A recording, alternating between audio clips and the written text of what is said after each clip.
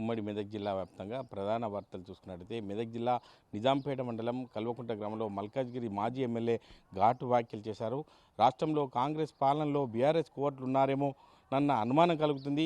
మెదక్ సిద్దిపేట జిల్లాలో కాంగ్రెస్ పార్టీలో బీఆర్ఎస్ కోట్లున్నారు. ఈ కోర్ట్ సిస్టమ్ లేకపోతే అన్ని స్థానాల్లో మేమే గెలిచే వాళ్ళం.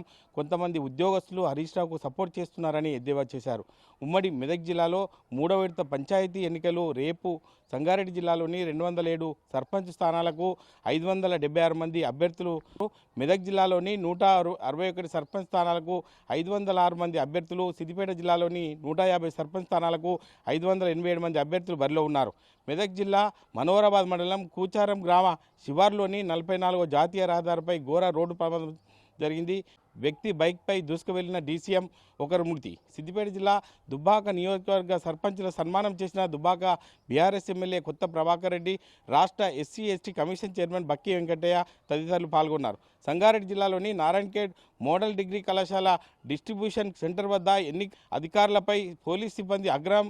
మధ్యాహ్న భోజనం లేకపోవడంతో ఖాళీ ప్లేట్లతో నిరసన చేసిన పోలీసు సిబ్బంది. ఇది తాజా పరిస్థితి.